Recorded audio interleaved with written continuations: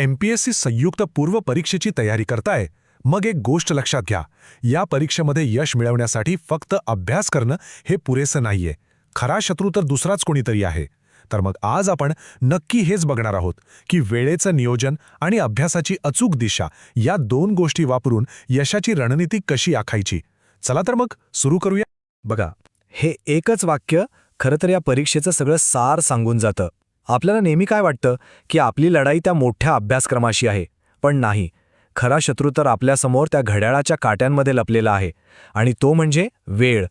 आपल्याला याच शत्रूवर मात करायची आहे. 36 सेकंड. हो, ही संख्या बघून थोडा धक्का बसला असेल नाही का? पण हेच वास्तव आहे. आपल्याकडे आहेत 60 मिनिटं आणि प्रश्न आहेत 100. म्हणजे एका प्रश्नासाठी आपल्या हातात आहेत फक्त आणि फक्त 36 सेकंड. जरा विचार करा. प्रश्न वाचायचा, तो समजून घ्यायचा, पर्याय बघायचे आणि योग्य उत्तर निवडायचं, हे सगळं फक्त 36 सेकंदात. किती अवघड आहे हे. तर मग आता हे स्पष्ट झालंय की आपलं पहिलं आणि सगळ्यात मोठं आव्हान काय आहे, ते म्हणजे वेळेचं आव्हान. आणि खरं सांगायचं तर ह्या वेळेवर नियंत्रण मिळवलं ना की समजा अर्धी लढाई आपण जिंकलोच. चला जरा अजून खोलवर जाऊन बघूया की हे आव्हान नेमकं आहे तरी कसं. आणि इथेच तो सापळा आहे ज्याला 1 मिनिटाचा सापळा म्हणता येईल. याला एक धोक्याची घंटाच समजा.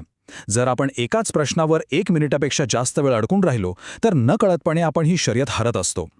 एक गोष्ट कायम लक्षात ठेवा, एका अवघड प्रश्नाच्या मोहात पडलं की पुढचे 2 सोपे प्रश्न हमखास सुटतात, आणि ते आपल्याला परवडणारं नाही. ठीक आहे, वेळेचं आव्हान आहे हे तर कळलं, पण मग यावर मात करायची कशी, यातून मार्ग कसा काढायचा? याचं उत्तर आहे अभ्यासाची अचूक दिशा ठरवून. बघा, फक्त मेहनत करून चालणार नाहीये. मेहनत तर सगळेच करतात, पण योग्य ठिकाणी मेहनत करणं हे जास्त महत्त्वाचं आहे. आता स्मार्ट स्टडी म्हणजे नेमकं काय, असा प्रश्न पडला असेल तर सोपं आहे. जे विषय आपल्याला सगळ्यात जास्त गुण मिळवून देतात त्यांच्यावर लक्ष केंद्रित करायचं. उदाहरणच घ्यायचं झालं तर महाराष्ट्राच्या भूगोलावर हमखास 10 ते 12 प्रश्न येतातच. त्याचप्रमाणे इतिहासात समाजसुधारकांचा अभ्यास केला की जास्त गुण मिळण्याची शक्यता एकदम वाढते. थोडक्यात काय, तर कमी वेळेत जास्त गुण मिळवण्याचा हाच तो राजमार्ग आहे, हाच तो फॉर्म्युला आहे. आणि काही विषय तर असे आहेत की ते म्हणजे आपले हातचे मार्क्स आहेत. म्हणजे हे गुण आपल्याला मिळालेच पाहिजेत.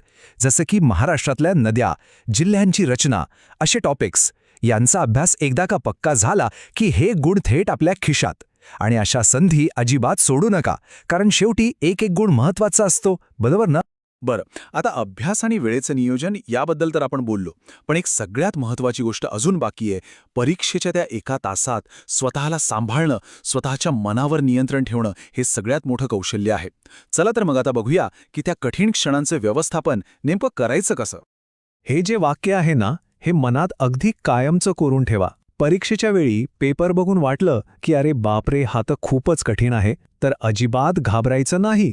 एक गोष्ट लक्षात ठेवायची, जर पेपर आपल्यासाठी कठीण आहे तर तो संपूर्ण महाराष्ट्रासाठी कठीण आहे. आणि खरी कसोटी इथेच लागते, ज्ञानाची नाही तर मानसिक स्थिरतेची, आपल्या संयमाची.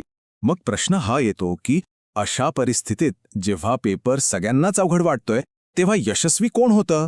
कोण आहे तो जो ती अंतिम रेषा ओलांडून पुढे जातो? आणि याचं उत्तर अगदी साधं आहे. जो संयम राखतो तोच जिंकतो. त्या गोंधळाच्या तणावाच्या परिस्थितीत जो शांत राहतो तोच अधिकारी बनतो. एक गोष्ट पक्की लक्षात ठेवा, MPSC फक्त आपलं ज्ञान नाही तपासत, तर आपलं धैर्यसुद्धा तपासते. चला तर मग आत्तापर्यंत आपण जे काही बोललो त्या सगळ्याचा सार पाहूया. याला आपण आपल्या यशाचा अंतिम मंत्र असंही म्हणू शकतो. यशासाठी फक्त या 3 पायऱ्या लक्षात ठेवायच्या आहेत. पहिली पायरी, घड्याळावर विजय मिळवा, प्रत्येक सेकंदाचं महत्त्व ओळखा. दुसरी पायरी, अभ्यासक्रमावर प्रभुत्व मिळवा, म्हणजे काय वाचायचं यापेक्षा काय जास्त महत्त्वाचं आहे हे आधी ओळखा. आणि तिसरी आणि सगळ्यात महत्त्वाची पायरी, मानसिक खेळ जिंका. परीक्षेच्या त्या प्रचंड दबावाखाली स्वतःला शांत ठेवा. तर मग या सगळ्या तयारीनंतर एकच प्रश्न उरतो. या सर्व आव्हानांना सामोरं जाऊन एक अधिकारी बनण्यासाठी आपण खरंच तयार आहोत का? या प्रश्नाचं उत्तर आपल्या प्रत्येकाच्या प्रयत्नांमध्ये आणि आत्मविश्वासात दडलेलं आहे.